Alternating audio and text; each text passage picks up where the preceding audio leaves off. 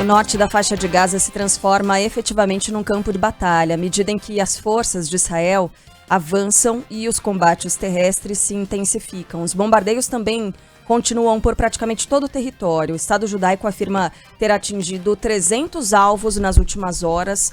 Os tanques de guerra já estão sendo utilizados de maneira mais ampla pelos israelenses. O Hamas tem respondido com o uso de mísseis contra os veículos blindados. A artilharia de Israel continua atingindo as áreas próximas, aquele hospital, que foi localizado no último fim de semana na cidade de Gaza, que reúne 400 pacientes e 14 mil desabrigados. Apesar das declarações das forças israelenses de que os palestinos devem buscar o sul do território para ter proteção, as bombas continuam caindo também nessa região. O palestino Hassan Rabi registrou os danos de uma explosão em um prédio próximo de onde ele está, na cidade de Khan Yunis. Acabou de cair uma bomba atrás desse prédio. Meu Deus do céu, as bombas não param. Tá vendo a rua como é que ficou? Não para, as bombas nem param. Meu Deus do céu. As crianças estão bem assustadas. De janela dá pra ver. Fumaça da bomba. Caiu agora que caiu. A brasileira Shahed Albana conta que a situação continua muito difícil para conseguir suprimentos básicos para sobreviver. Ela teme que a água acabe em breve. Estamos ainda com falta de água. Daqui uns dias eu acho que a gente não vai conseguir encontrar mais água. Tá difícil. Não temos luz, tanto de carregador, celular, a gente vai procurar um mercado para carregar. Não temos internet também, temos que ficar procurando um lugar que tem internet para conseguir ter um contato com as pessoas daí. Tá difícil, gente, as fronteiras estão fechadas, muita gente tá morrendo todo dia, cada dia tá ficando pior que o dia anterior. Não tem comida entrando pelas fronteiras. E não há notícias da gente sair daqui também. A embaixada está tentando fazer de tudo para nos ajudar, mas o difícil é encontrar as coisas aqui, porque a gente não tem. O primeiro-ministro de Israel, Benjamin Netanyahu, descartou qualquer possibilidade de suspensão dos ataques, de suspensão das hostilidades. Ontem, o chefe do governo do Estado judaico teve um breve encontro com jornalistas estrangeiros em Tel Aviv. Ele afirmou que a decretação de um cessar-fogo seria equivalente a uma rendição ao Hamas. Citando o livro bíblico de Eclesiastes, Netanyahu disse que esse é um tempo de guerra. Calls for a ceasefire. Os apelos a um cessar-fogo para que Israel se renda ao Hamas, ao terrorismo e à barbárie, isso não acontecerá. Senhoras e senhores, a Bíblia diz que há um tempo para a paz e um tempo para a guerra. Esse é um tempo para a guerra. A referência exata de Netanyahu está em Eclesiastes capítulo 3, versículo 8, dizendo o seguinte: há tempo de amar e tempo de odiar, tempo de guerra e tempo de paz. O primeiro-ministro de Israel admitiu também que os ataques à faixa de Gaza podem estar fazendo vítimas civis. Na verdade estão, como a gente está vendo, mas ele admitiu pela primeira vez. Ele ressaltou, no entanto, que há um confronto entre o bem e o mal e que há baixas involuntárias, mesmo nas guerras mais justas. A vitória sobre esses inimigos começa com a clareza moral, começa com o conhecimento da diferença entre o bem e o mal, entre o certo e o errado. Significa fazer uma distinção moral entre o assassinato deliberado de inocentes e as baixas involuntárias que acompanham toda a guerra legítima, mesmo a guerra mais justa. O Hamas divulgou ontem um vídeo em que 3 mulheres são apresentadas reféns, mantidas desde 7 de outubro. Elas estão sentadas lado a lado em cadeiras de plástico. Não há informação de quando ou onde a gravação foi realizada. Uma das sequestradas critica a atuação de Netanyahu em relação ao confronto. A mulher, que não é identificada, diz que as ações do primeiro-ministro estão matando os cidadãos israelenses. Bibi Netanyahu, shalom. Bibi Netanyahu, shalom. Estamos em poder do Hamas há 23 dias. Ontem houve uma entrevista coletiva com as famílias de reféns. Sabemos que deveria haver um cessar-fogo. Você deveria libertar a todos nós. Você assumiu o compromisso de libertar todos nós. E em vez disso, estamos vivendo no seu caos político, de segurança militar e diplomático por causa dessa bagunça que você fez no dia 7 de outubro. Porque não havia exército lá. Ninguém chegou. Ninguém nos ouviu. E nós, cidadãos inocentes, cidadãos que pagamos impostos ao Estado de Israel, estão raptados em condições terríveis. Você está nos matando. Você quer matar todos nós. Você quer usar a força para matar todos nós. Você não matou o suficiente? Você matou todo mundo. Não foram mortos cidadãos israelenses suficientes? Liberte-nos. Liberte-nos agora. Libertem os seus cidadãos. Libertem os seus prisioneiros. Liberte-nos. Liberte a todos para voltar para as nossas famílias. Agora. Agora.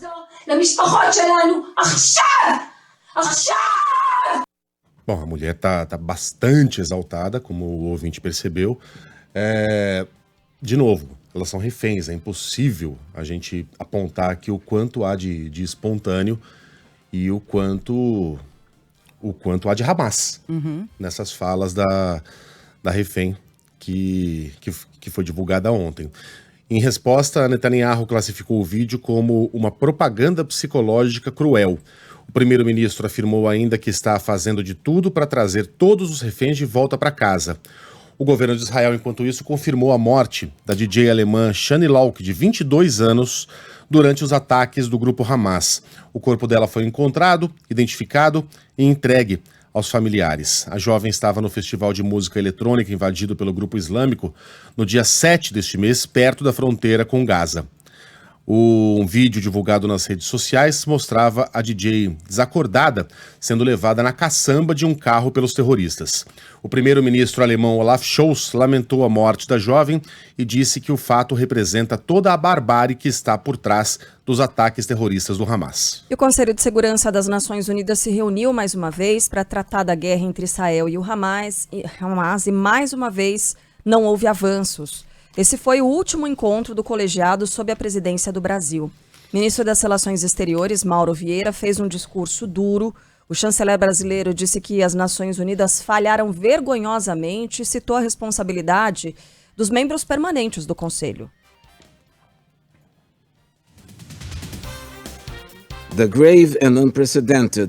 A crise humana atual é grave e sem precedentes, e não conseguimos cumprir com a nossa responsabilidade de garantir a segurança internacional devido aos antagonismos antigos, o que é inaceitável. Não podemos nos enganar. Os olhos do mundo estão voltados para nós e não vão mudar de direção enquanto formos incapazes de agir.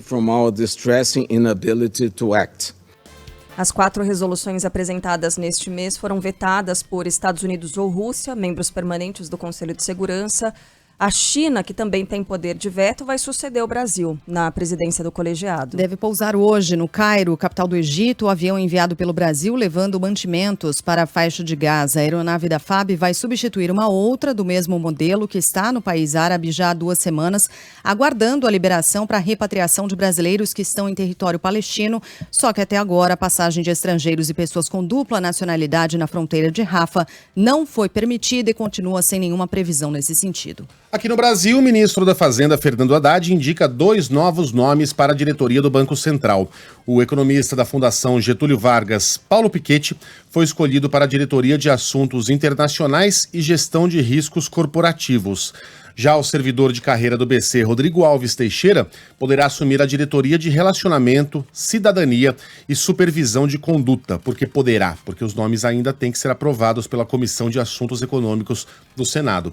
Apesar dos anúncios, os jornalistas que acompanharam a entrevista queriam saber mesmo o que Haddad tinha a dizer sobre as declarações recentes do presidente Lula a respeito das metas de déficit. O João Pedro Melo estava lá. Conta pra gente como é que foi. Ô João, qual que foi a sua interpretação da entrevista, da maneira como o Haddad respondia e recebia as perguntas e daquele momento final em que ele interrompe a entrevista, meio que dá ela por encerrada e levanta e vai embora. Muita gente entendeu aquilo como o Haddad deixando a entrevista de uma maneira meio hostil, outros não, que ele estava encerrando, como qualquer pessoa que está sendo entrevistada por vários jornalistas encerra a entrevista em algum momento. O que você entendeu daquele momento? Pois é, Megali, esse é um detalhe muito curioso, né? Eu interpretei que Haddad estava extremamente nervoso em toda a entrevista, porque já chegou com um certo período de atraso, né? Ele tinha uma reunião com o presidente Lula, atrasou nessa reunião, chegou ali com mais ou menos 1h30 de atraso nessa coletiva e foi extremamente, vamos dizer assim, seco nas respostas em que dava, né? Em alguns momentos mandou que jornalistas pesquisassem as informações antes de fazer perguntas, porque aquela pergunta não cabia naquele momento. Obviamente, todo mundo queria saber sobre as declarações do presidente Lula na última sexta-feira, naquele café da manhã, em que o presidente disse que provavelmente a meta de déficit zero não será atingida. E ontem ele afirmou que as declarações, Haddad, né, afirmou que as declarações que tem dado buscam corrigir o que ele chama de erosão fiscal do país. Destacou por diversas vezes que ocorreu uma espécie de estimativa otimista para o país com relação ao déficit. E exatamente por isso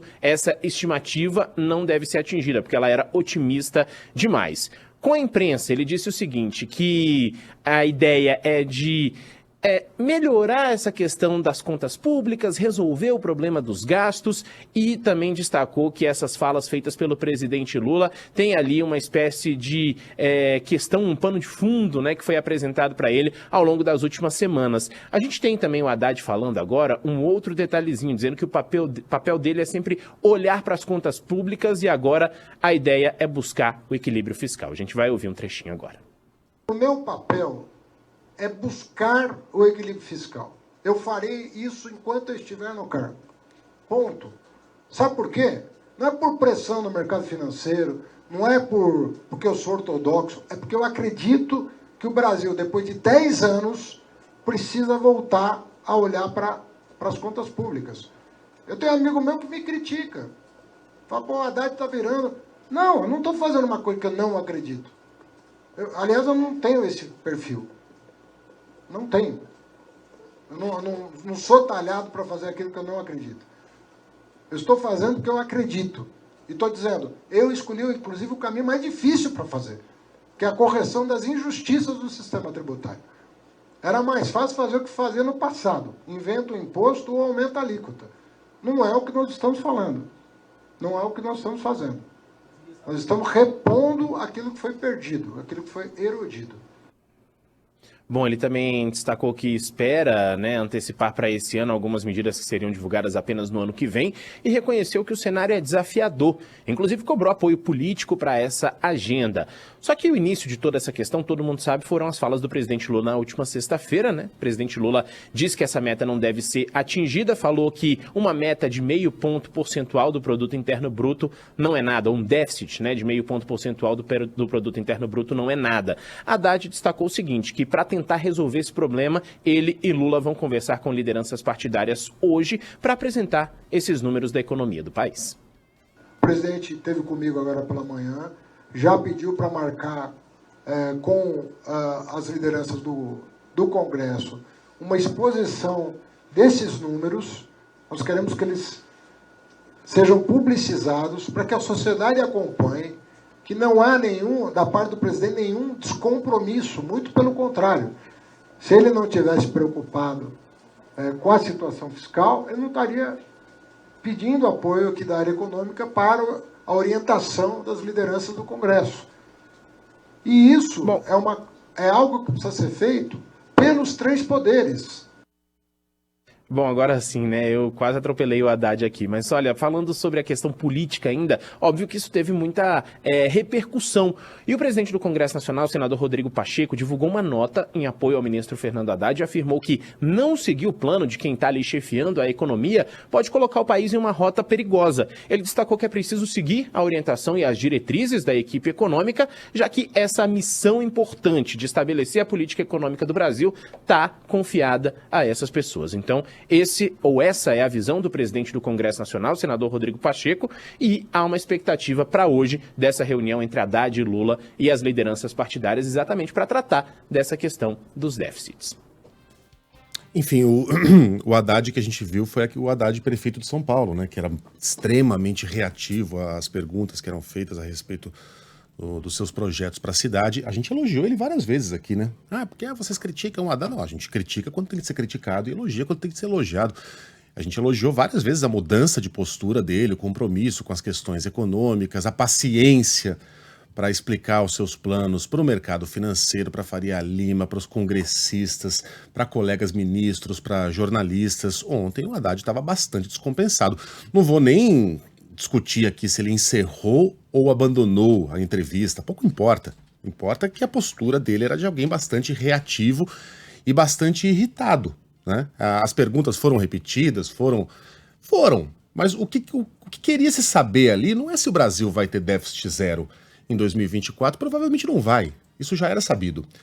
O que os jornalistas estavam tentando tirar de Haddad era uma resposta clara sobre se ele tem o apoio total do presidente para buscar, pelo menos, essa meta em 2024, porque isso faz toda a diferença.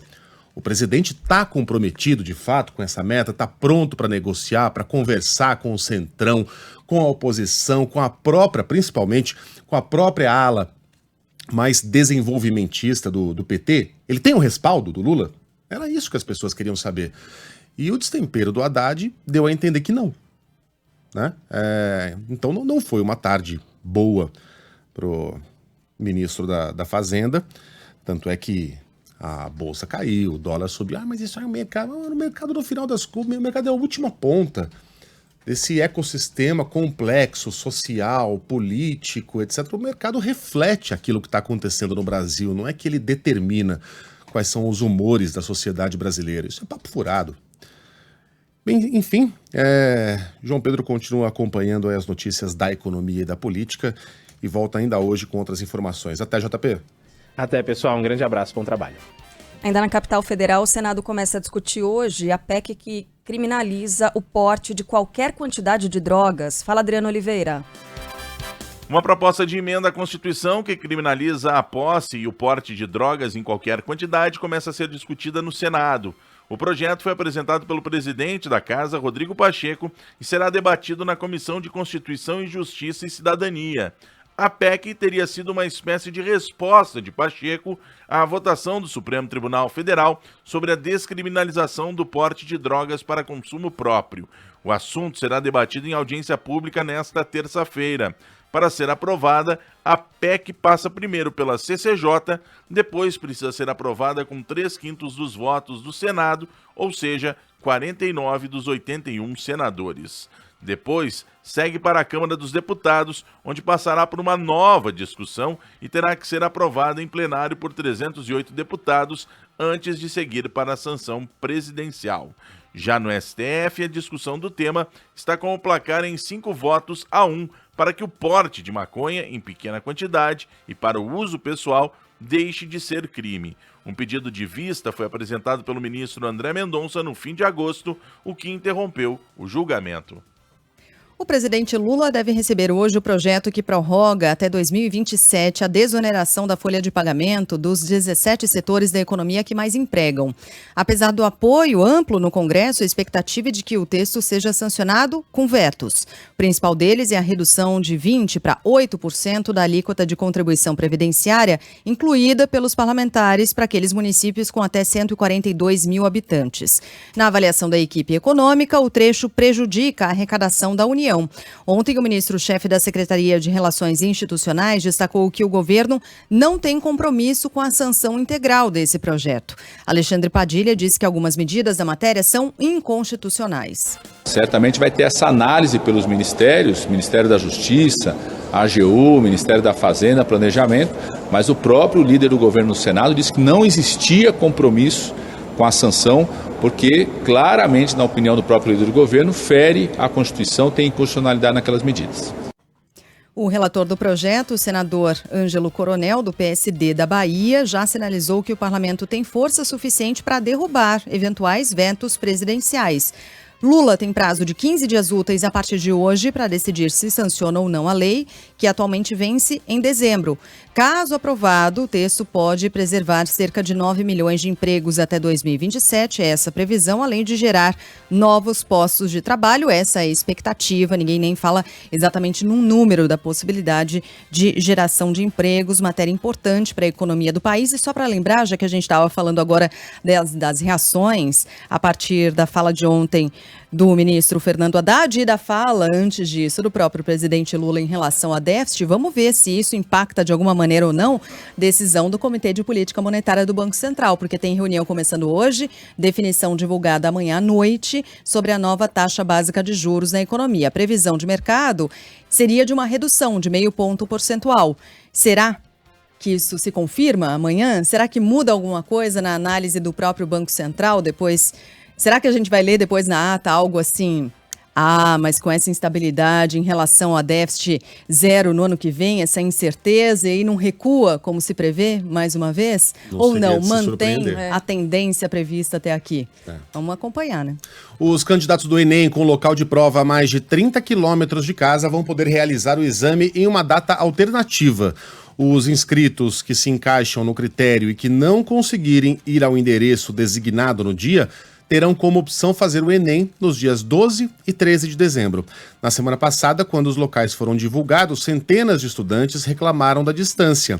A gente fala mais sobre essa confusão aí com a Roberta Russo. É um ponto final nessa celeuma, Roberta? Pois é, mas bem em cima da hora, né? E aumentando muito a ansiedade dos alunos, assim, como se nada. São cerca de 50 mil candidatos do Exame Nacional do Ensino Médio que fariam a prova em locais a mais de 30 quilômetros de suas residências e agora vão ter o direito de participar da avaliação em outra data, caso queiram. 12 e 13 de dezembro, em endereços que ainda não foram informados. A decisão foi comunicada ontem pelo Instituto Nacional de Estudos e Pesquisas Educacionais, Anísio Teixeira, o INEP. Desde a divulgação dos locais de prova, na outra terça-feira, dia 24, as redes sociais foram tomadas por várias reclamações de estudantes, mostrando ali endereços muito distantes. Vários ouvintes também escreveram aqui pra gente, falando de filhos e tal, de sobrinhos, que estavam passando pela mesma situação, alguns relatando, inclusive, que teriam que percorrer mais de 200 quilômetros para fazer a prova. O INEP, o órgão do Ministério da Educação responsável pelo Enem, divulgou essa nota dizendo que as normas do Instituto garantem uma alocação num raio máximo de 30 quilômetros do domicílio informado na inscrição. O Sebrasp, que é a instituição que venceu a licitação para aplicar o Enem neste ano, já foi acionado para que o critério seja cumprido. Então, entre os dias 13 e 17 de novembro, os interessados na nova aplicação vão precisar submeter um pedido lá no portal do enem.inep.gov.br, na área do participante. Segundo o INEP, então, cerca de 1% dos inscritos, que corresponde a aproximadamente 50 mil pessoas, estão nesses locais bem distantes da prova, em locais que se concentram em grandes cidades como Rio de Janeiro, São Paulo, Brasília. Lembrando que a primeira aplicação oficial do Enem acontece agora, né, nos próximos 2 domingos, dia 5 neste e depois no dia 12 de novembro no próximo. Agora, ninguém pediu desculpas, né? Eu fui ler a nota ali, não tem nenhum pedido de desculpas, porque foi um erro. Houve um erro de organização, um erro de planejamento, né? O estudante, ele se dedica por um período, às vezes pelo ano todo, né? Se programa, se organiza para isso, para aquelas datas específicas. Tem outras provas, né? Em outras regiões do país, muitas vezes. Exatamente. Eventualmente, nessas datas novas divulgadas como possibilidades, já há outros compromissos e outras provas, inclusive. Então, assim, custava nada também acrescentar o pedido de desculpas pelo erro, pela falha, porque foi exatamente isso que foi, né, Rô? Agora, é engraçado, a gente recebeu muita mensagem dizendo, olha, esses alunos também estão muito de frescura, porque eu, quando fui prestar vestibular, tive que dirigir 500 quilômetros para ir até o Rio de Janeiro, para ir até Belo Horizonte. Gente, não tem nada a ver uma coisa com a outra. O vestibular é uma prova, em geral, local. Se você prestar um vestibular, por exemplo, da Universidade Federal de São Carlos, para pegar um exemplo aqui, você não vai ter que viajar, você vai ter que morar em São Carlos, caso seja bem sucedido. O mesmo vale para a USP, é quase certeza que você vai morar em alguma região que vai morar na região metropolitana de São Paulo. Federal do Rio de Janeiro, mesma coisa. Unicamp, Campinas. Então é assim, os vestibulares são provas locais, o Enem é uma prova nacional. É uma covardia você fazer com que a pessoa se desloque 200 quilômetros para fazer uma prova que ela poderia estar fazendo na esquina de casa, né? Mas enfim, pelo menos tivemos esse desfecho. Um pedido de desculpas também cairia muito bem. Bem lembrado, Sheila. Valeu, Rô. Valeu, gente. Até já. A gente vai para o Rio de Janeiro agora porque representantes dos Ministérios da Fazenda e da Justiça vão se reunir para discutir o plano de apoio à segurança pública do Rio. O encontro está marcado para amanhã de hoje, só que vai ser em Brasília esse encontro.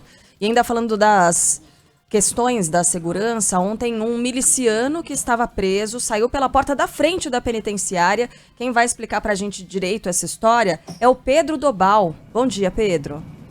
Bom dia, Carla. Bom dia a todos que nos acompanham. Pois é, está marcada para 8h30 da manhã essa reunião envolvendo representantes dos Ministérios da Defesa e da Justiça para discutir como é que vai ser a atuação do governo federal em relação à segurança pública aqui do Rio de Janeiro. Como você disse, esse encontro acontece em Brasília e, de acordo com o ministro da Justiça, Flávio Dino, esse plano inicialmente vai ser apresentado para o Ministério da Defesa nessa reunião. Vão ser alinhados os detalhes e somente depois da definição do conteúdo que ele vai ser encaminhado para aprovação do presidente Lula. Amanhã também está previsto que o governador do Rio, Cláudio Castro, e o ministro Flávio Dino formalizem a criação de um comitê integrado de investigação financeira com agentes federais e estaduais que deve começar a funcionar na semana que vem. Depois de uma reunião ontem com membros do governo do Rio, Dino explicou que, além da criação desse comitê, a ideia é que militares da aeronáutica reforcem a segurança em aeroportos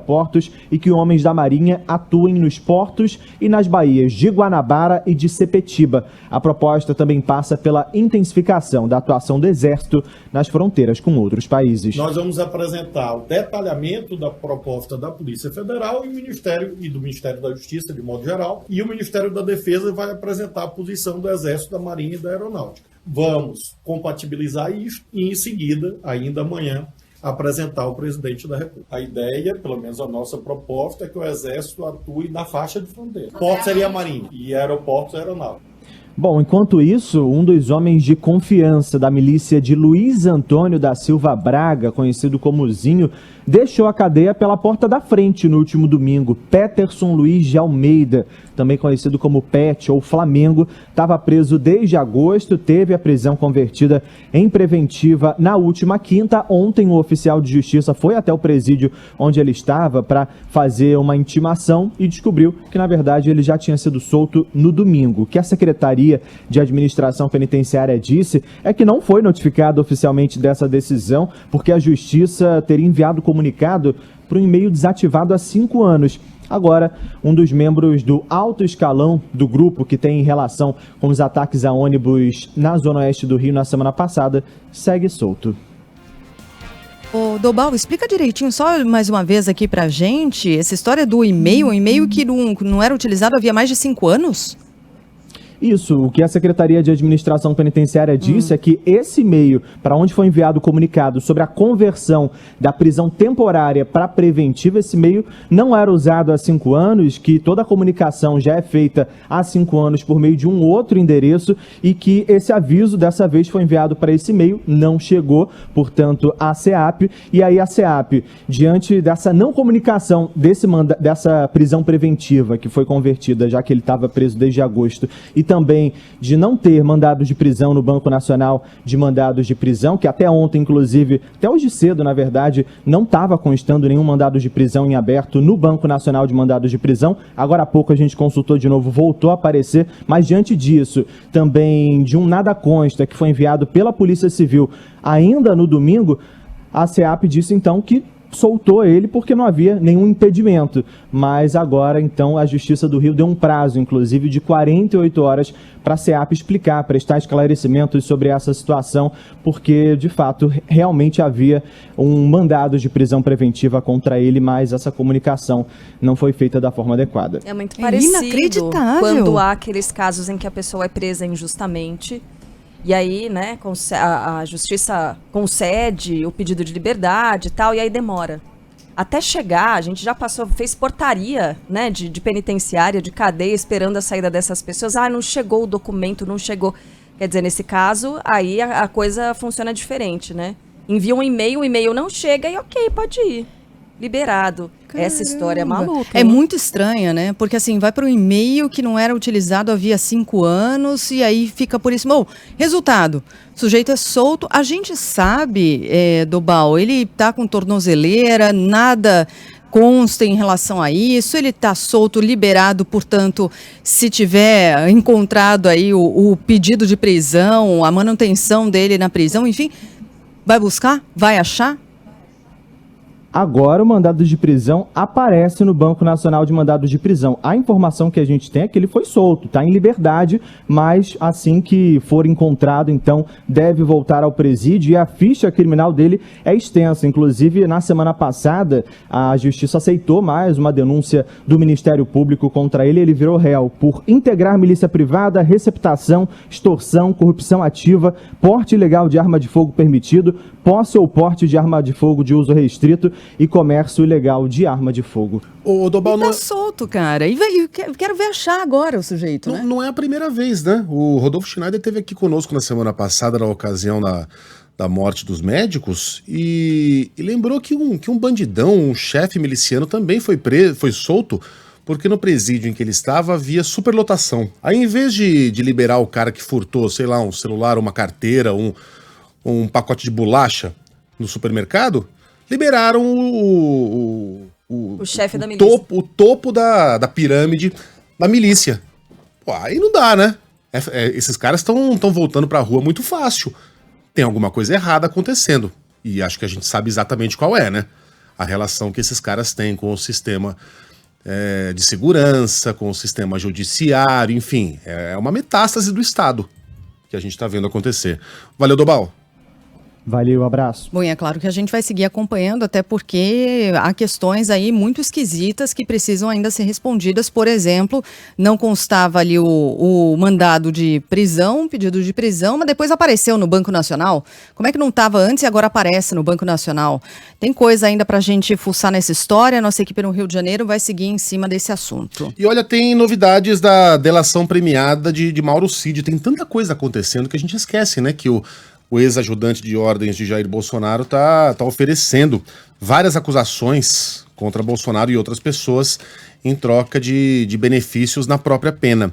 Agora, a gente vê aqui a reportagem do UOL, do Aguirre Talento.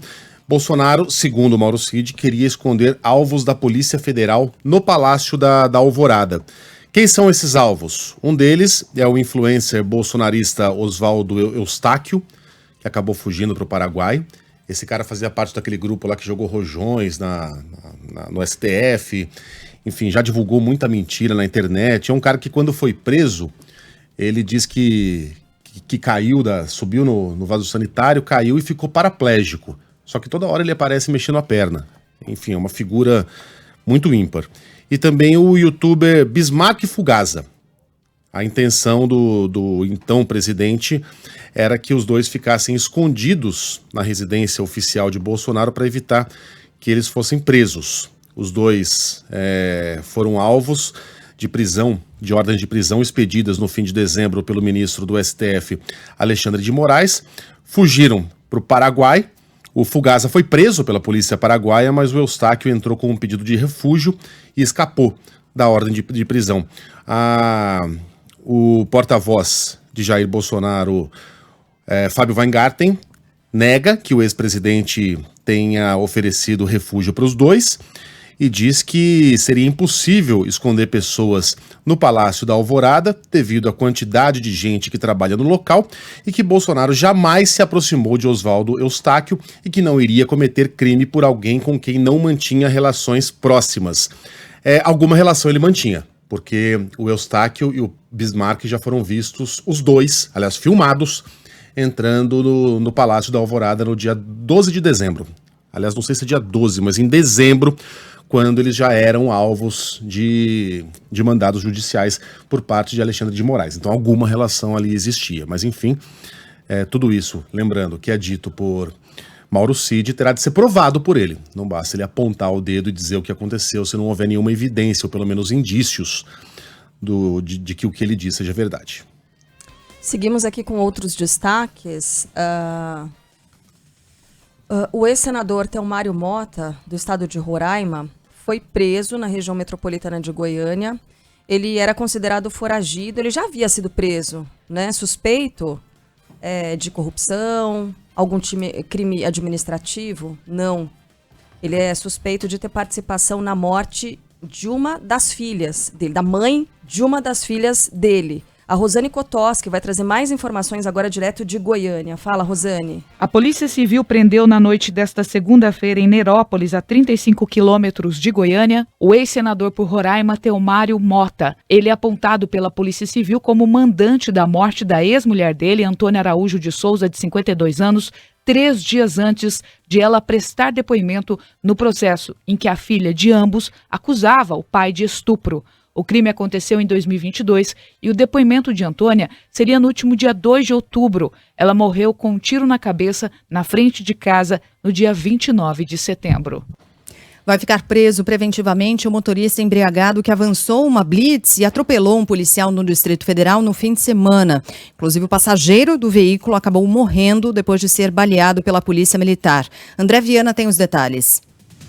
A Polícia Civil do Distrito Federal apura os fatos que levaram à morte de um homem de 24 anos que estava no banco de passageiro de um carro alvejado por policiais após furar uma blitz. Nesta segunda-feira, o motorista do veículo, o empresário e engenheiro Raimundo Cleofas Alves, teve a prisão convertida em preventiva por tentativa de homicídio ao tentar atropelar policiais e por direção sob efeito de álcool. De acordo com a ocorrência, a equipe da Polícia Militar fazia as abordagens quando o carro saiu da fila, acelerou e acabou atingindo um dos militares que estava no local. Segundo a corporação, por esse motivo, os agentes deram tiros contra os pneus do veículo e acabaram atingindo o passageiro, Islanda Cruz Nogueira, que morreu na hora. Um inquérito foi instaurado para apurar a conduta dos militares, que tiveram as armas apreendidas e foram temporariamente afastados da corporação. Mesmo assim, o coronel Edivan Souza, da Polícia Militar, que esteve no local da blitz no dia do acontecido, defende a ação dos policiais. A intenção era parar o veículo, porque se a gente conseguiu perceber que ele assumiu o risco de partir para cima de um policial para ceifar a vida de qualquer cidadão ou mesmo bater em outro veículo, com certeza ele não deixaria de fazer isso.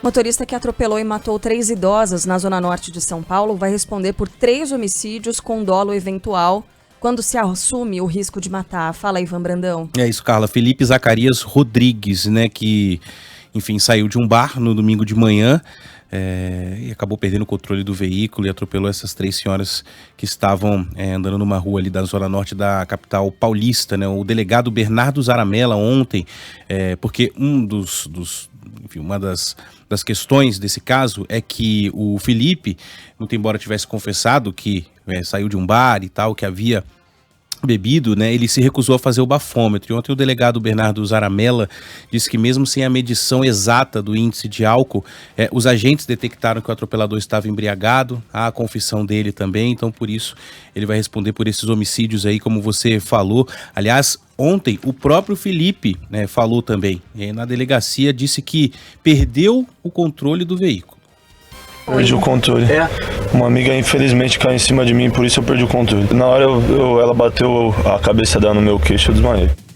Pois é, só que um outro amigo dele, né, que também estava no carro, deu uma outra versão desse atropelamento. Ele confessou que os 3 estavam no carro, que estavam no carro consumiram bebidas alcoólicas, que o Felipe estava guiando em alta velocidade, que em vários momentos esse amigo pediu para que ele dirigisse mais devagar, diminuísse a velocidade, no que não aconteceu, né? Repito, esses atropelamentos aconteceram no início da manhãzinha de domingo, na General Ataliba Leonel, que fica no Tucuruvi, zona norte da cidade de São Paulo.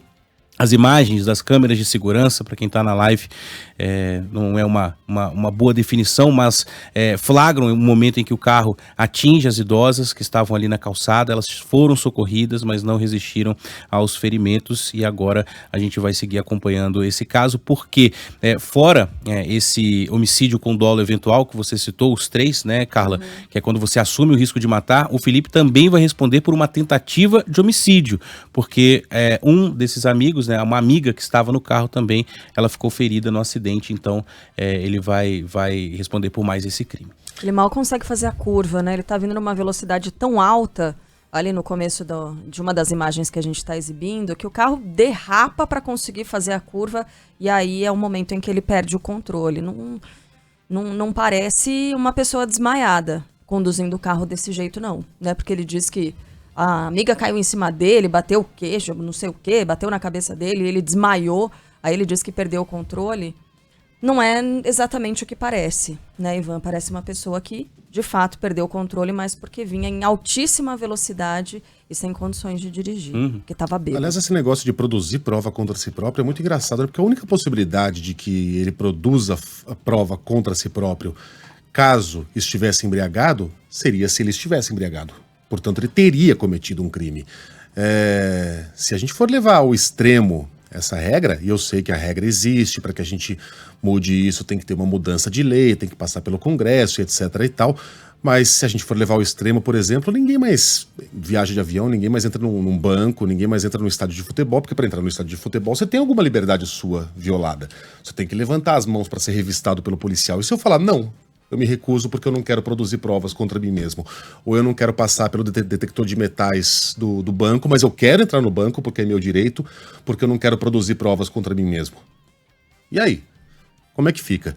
E outra, bom, é claro que vai ter que ter investigação, né? Mas que razão teria o amigo desse cara para mentir a respeito do estado físico dele, da maneira como ele estaria dirigindo, né? Então, se for verdade que ele de fato bebeu antes de atropelar essas senhoras, ele cometeu mais um crime ali ao mentir para a polícia, né? Ao dizer que não, que ele tomou uma cabeçada lá no queixo porque a amiga desmaiou e ele desfaleceu e o acidente aconteceu. Valeu, Ivan. Os casos de Covid-19 apresentam crescimento em alguns estados, mas ainda permanecem abaixo do pico do primeiro semestre, com ritmo mais lento. Fala, Giovana Faria.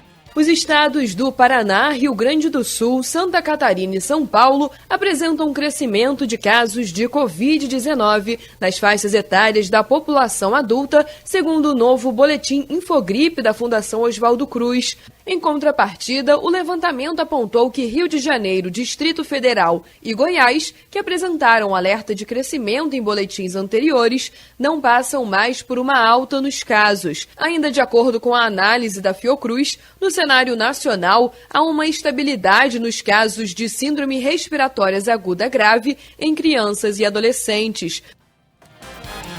O elenco do seriado Friends se pronuncia pela primeira vez depois da morte de Matthew Perry. A autópsia do corpo do ator não apresentou as causas do falecimento e as investigações continuam. Yuri Queiroga.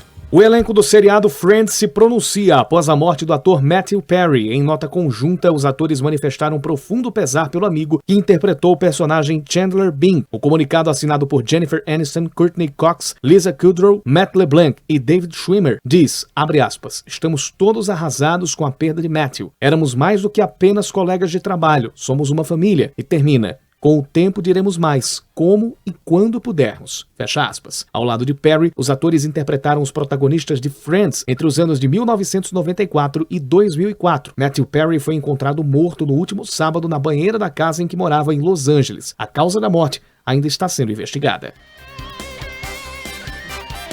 No Rio de Janeiro, a polícia registra os primeiros episódios de violência contra torcedores do Boca Juniors na semana da final da Libertadores. Fala, Gustavo Selema. Após confusão envolvendo membros de torcidas organizadas do Fluminense em Copacabana, na zona sul do Rio, uma argentina torcedora do Boca Juniors fica ferida. A mulher estava acompanhada de um homem também da Argentina. Ela foi agredida com uma cadeirada. De acordo com a Secretaria de Estado de Governo, agentes do programa Segurança Presente foram abordados pelo casal após um homem ter sido encontrado pelos policiais com uma bandeira do Boca. A torcedora foi encaminhada para uma unidade médica da região, onde foi atendida e levou 4 pontos na testa. Outros 2 membros de torcidas organizadas do Fluminense que estavam na confusão também foram abordados pelos agentes.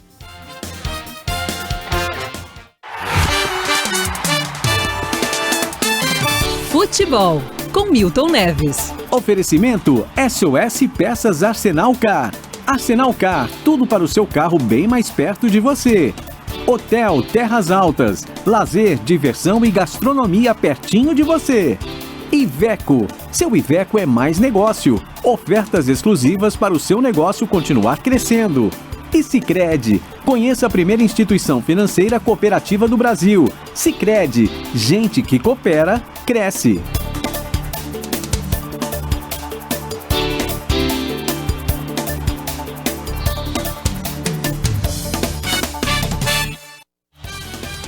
Não temos hoje Milton Neves, mas temos futebol porque Messi, mamma mia, levou pela 8ª vez a bola de ouro da revista francesa France Football. E no mesmo evento, o brasileiro Vinícius Júnior conquistou um prêmio importante, o prêmio Sócrates, que reconhece as ações dos jogadores fora de campo. Conta pra gente, Aline Fanelli. Lionel Messi conquista a bola de ouro da France Football pela 8ª vez. A premiação levou em conta a temporada de 2022-2023, quando ele atuou pelo Paris Saint-Germain e foi campeão do mundo com a Argentina. Erling Haaland, do Manchester City, ficou em segundo e Kylian Mbappé, do Paris Saint-Germain, terminou em terceiro. Único brasileiro no top 10, Vini Júnior ficou na 6ª colocação, 2 posições acima de 2022, à frente de Julian Álvares, Osimhen, Bernardo Silva e Modric, que fecham o top 10. Vini, aliás, levou o prêmio Sócrates, que valoriza jogadores que se preocupam com causas importantes da sociedade. Ele venceu o troféu pelas ações solidárias que realiza no Instituto Vinícius Júnior em São Gonçalo, no Rio de Janeiro. No feminino, a jogadora do Barcelona, Aitana Bonmatí, campeã do mundo com a Espanha, foi eleita a melhor. Com 56 gols, Haaland foi o goleador da temporada, Dibu Martínez eleito o melhor goleiro, com o brasileiro Ederson em segundo, e Jude Bellingham levou o troféu de melhor atleta sub-21. Alguém aí vai fazer a defesa do Haaland? Não.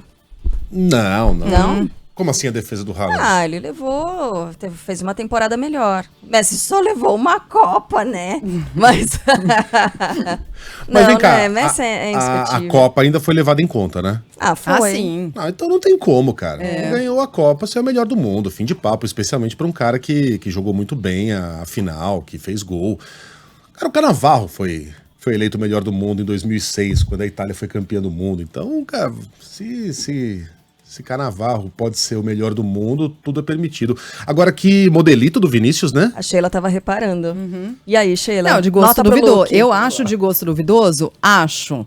Mas metade da audiência vai falar, suas roupas também são de gosto duvidoso, então nem ligo, né? Quem sou eu? Não, mas aí é maldade, com a nossa Emily em Paris. Mas aí o lance é o seguinte, em festas desse tipo, gente, não é pra ir normalzinho também. Não. Com a roupa do trabalho, entendeu? Não. Com a roupa de ficar em casa. Não, nessas Essa festas... tava de smoking. Mas ele já foi com um terno, com um blazer de veludo azul, roxo, né? Coisa de Acho jovem, que ele cansou, né? 8ª bola de ouro. Ai, gente, não, qualquer coisa aí. Posse de Havaianas? Não, né? Se bobear, ele tava ali por baixo. Bom, não sei, o modelito pode ser duvidoso, mas tem uma coisa que não há dúvida de que custou muitos dígitos. Ah, sim, a menor dúvida, Muitos zeros à direita. Pra quem não tá acompanhando na nossa live ou não viu ontem, é um veludo vermelho, né? É um blazer de veludo vermelho. Aí por baixo ele tá com a camisa preta, com a gravatinha borboleta preta. A impressão que ele vai fazer um show de mágica. Dá mesmo, né? Tá pronto pra isso, né? O que é aquilo embaixo? Ah, não, já é o prêmio, tá. Isso. Ele tá com a gravatinha e esse blazer de veludo vermelho... Esse negócio aí que não tá combinando. Isso é um prêmio Sócrates ou você está feliz de me ver? Peraí, qual que é essa lateral do blazer? Como é que se chama essa lateral aqui? Sheila, da gola, tipo que segue a gola. Eu tô pro Felipe Martins. Né? Chama relógio da rádio, tá bom. É isso, parabéns ao Vini Júnior.